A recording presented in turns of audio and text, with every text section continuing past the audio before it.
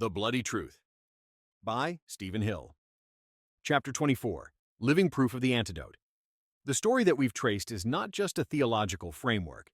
It is the truest story in the universe. And it's not over. Our Lord and Savior's victory is still unfolding through time, and you are part of its living proof, marked by His blood. The Hebrew homes in Egypt bore visible marks of blood, declaring their trust in the Most High and separating them from the fate of Egypt's gods and their worshippers. In a greater way, believers today bear an unseen but undeniable mark, the life of God's Spirit within them.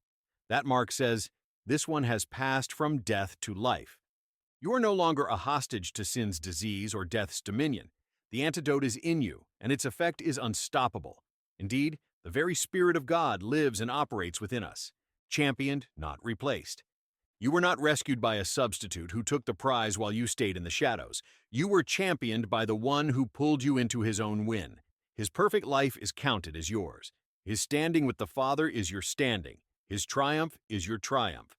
And because he is head over all, you are joined to the one whose authority spans the entire cosmos. A cosmic witness. The universe is watching. Ephesians 3:10 tells us that God's multifaceted wisdom is being made known to the sovereignties and the authorities among the celestials through the called out ones. Every time your life displays the peace, joy, and confidence born of the antidote, it is a declaration to spiritual powers that their defeat is final.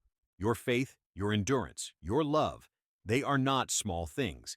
They are pieces of the cosmic proclamation that the Most High reigns and that love, demonstrated through the just suffering and dying for the unjust, indeed conquers all. Certain end, present courage. We know how the story ends. All in heaven and earth reconciled. No more death, no more sorrow, no more rebellion. That certainty fuels courage in the now. You can risk love, risk service, risk obedience, not because the path is smooth, but because the outcome is secure. Christ did not shed his blood to inspire cautious living. He poured it out so that his people could live boldly, knowing they are part of a victory no force can undo.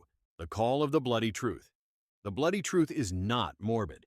It is magnificent. It tells you who God is, what his love looks like, and how completely his plan covers you.